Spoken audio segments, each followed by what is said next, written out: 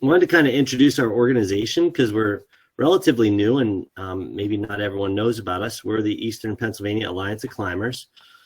We kind of formed organically a few years ago when we realized a lot of us were trying to accomplish the same things, and if we all got together, we'd have a whole lot more success working together. We saw a lot of threats to access in Pennsylvania around us, and we also saw a lot of opportunities. So we formed the Eastern Pennsylvania Alliance of Climbers. There's a Southwestern organization in Pennsylvania, as well as a South Central. So that kind of rounds out the state. We are a nonprofit organization, which gives us access to grants and funding, which is really cool. Sure beats pulling it out of your own wallet like we've been doing for so many years. And this meeting's exciting because the first meeting we did for the Narrows was pre-EPAC. And a lot has changed since then. And yeah, we're excited to get back together and now with our organization, see how we can help this situation. All right, you want to move on, Dana? Yep. So the Nockamixon Cliffs, what we call the Narrows, is a really unique area. It's located along the Delaware River. It's managed by the DCNR and part of Delaware Canal State Park. It's designated a natural area. One of the unique things about these cliffs is that there's a rare alpine flower called roseroot that grows on the cliffs there. And this is the southernmost reach of that plant. There's sort of a mini little alpine ecosystem that happens at the Narrows, and that's why it makes it so good for ice climbing as well. But because of the ice, we have a unique opportunity to climb here.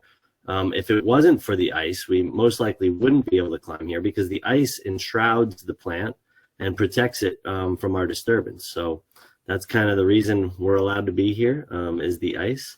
And these cliffs were a long established nesting area for both peregrines and osprey, but that they got wiped out in the 1960s. So they've been slowly making a comeback. Peregrines were delisted from the federal endangered species list in '99, mostly due to their resurgence in the West. In Pennsylvania, peregrines were delisted in September of 2021, just last year, because they met the required growth metrics in the management plan. They are still protected under the Migratory Bird Act, though. Move on. So this is a tricky closure because the DCNR is who controls the land, but the Game Commission is who manages the wildlife. We'll get into that a little bit on the next slide. So the Game Commission, their primary purpose for their land is to manage the land for habitat for wildlife and to provide opportunities for lawful hunting and trapping. Secondary recreational uses are permitted in accordance to Game Commission's regulations, but it isn't their primary objective. As opposed to the DCNR does balance recreation and natural resource management. The DCNR defines a natural area, an area within a state park of unique scenic, geologic, or ecological value, which will be maintained in a natural condition by allowing physical and biological processes to operate, usually without direct human intervention. Closures have been put in place to protect these pairs during their most vulnerable times. And typically, February through July is the closure period. Early on in that closure period is their nesting, and then later on is when the offspring are fledging. Okay, so as many of you know, the closure came into effect in 2016. So this pair was, I'm going to say, discovered by wildlife biologists in July 2015 as a mating pair. Whether they were at the cliffs before that or not wasn't recorded, but that's when they made it onto the radar. So I was in touch with DCNR because they also manage Ralph Stover State Park. So I work with them pretty intently on projects there. And they said, hey, we're going to close this area because of nesting raptors. Like, can you let people know?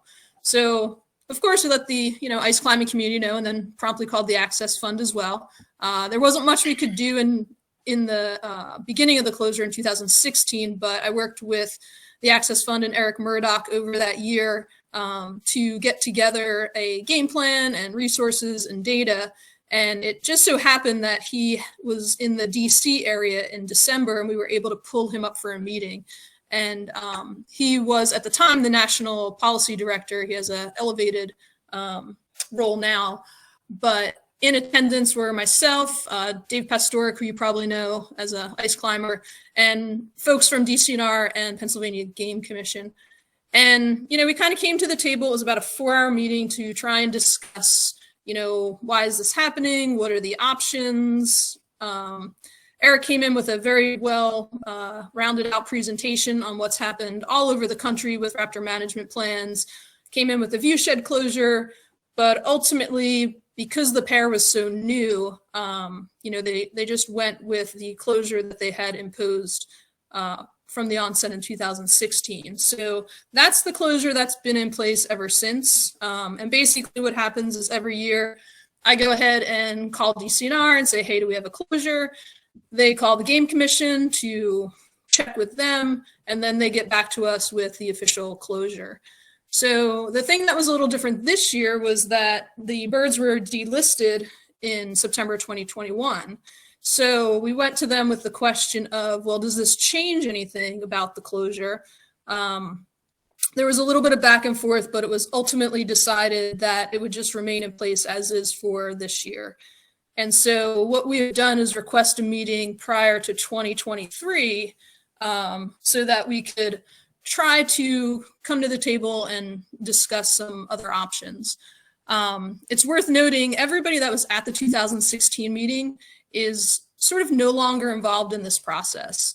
So with DCNR, the gentleman who manages this is new as of a year or so ago.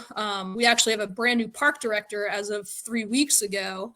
The wildlife biologists at Game Commission are new. The head ornithologist, who was the gentleman we dealt with in 2016, has retired.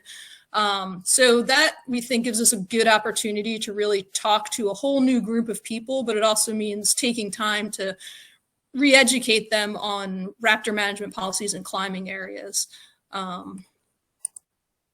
So our position is still the same as it was in 2016, and this is the 2 points that we brought up, which was, one, that raptor nesting has been successfully managed in climbing areas. So we're not trying to do something that's not already been done, and there's some really good data and case studies now coming out of the Access Fund and other research as well to support this. And at the time, we advocated for a viewshed closure. So what they have in place right now is a linear closure, meaning that they close, everything in any direction for a certain number of feet. I don't remember the exact feet, but what a viewshed closure does is it takes where the nest is and what the birds can see and what might impact them, and narrows it down to that so that the entire cliff face doesn't have to be shut down. And that's what is being used in other climbing areas successfully. And that's what we tried to advocate. And this is the 2016 draft that Eric Murdoch put together. We're going to wait on an updated version of this. There's some new mapping and whatnot that's available to us. So if you look in the lower right portion, you'll see that the yellow is approximately where the nest is, assuming they're still nesting in the same spot. The actual original linear closure went to the red lines. But DCNR actually pulled that into the orange lines, giving us, dead deer and everything on the outside of 45 mile per hour. So that was sort of a good faith effort, I feel, on their part to say, okay, we can't really do anything about this, but they were able to squeeze in a little bit on either side. Our goal is to sort of, keep trying to narrow that down. In the viewshed closure, assuming that the nest is in the same spot, main gully might not actually ever get open, but main flow is on the other side and out of the viewshed. So, it could be that we get stuff close to that on either side, but I would be very surprised if main gully was included in the viewshed at all. So one of the things that concerns us is that this goes a little bit beyond the Narrows. We now have a raptor closure at Safe Harbor. These are the peregrine stats from the 2020 Wildlife Management Report, and you can see in the top graph, they're definitely coming back, which is a great success story. But then you see at the bottom where all of them are nesting, which is mostly eastern Pennsylvania. But we went from having 8 pairs in 2016 to having 19 cliff nesting pairs. And this graphic isn't great, but if you're able to see the green ones here, here, up through here, so these are all the cliff nesting pairs. So the good thing is maybe these birds have found us new cliffs. The unfortunate thing is these are 19 potential closures that we're going to have to deal with in the future, assuming these are all climbing sites. So part of our goal, and one of the reasons we wanted to, have this meeting and let folks know kind of what our efforts were going towards, is because we really feel like there needs to be a better raptor management policy throughout Pennsylvania. So yes, we want to get the Narrows open. We want to get, that small ice climbing season that we can, but we also really want to advocate for having better raptor management policies, because if all of those cliff nesting birds come back, or if they continue to find places that we climb, then we're going to wind up with these linear closures all over the place, and we're going to lose a lot of our climbing. So we're looking at it from a broad perspective, which might take a little bit more time than just focusing in on the Narrows. We didn't dive too deep in some of the policies and stuff. We figured folks can read that on their own. We'll go ahead and post these slides up. It'll replace the slide deck that's currently on the EPAC website. But all of the information we pulled came from some of these resources. So the Access Fund has a wonderful raptor management handbook that they came out with. I believe it was last year, and we're using that and passing that around to the wildlife biologists and park managers. Game Commission has a great video actually on their peregrine site about banding and tracking. That's really interesting if you want to see how they track birds. If you want to read the wildlife management reports, which I have all of them, they're not great reading. You can go in and look at the growth metrics and what they're actually looking for in terms of sustainability. The county natural heritage inventories is where the rose route is recorded.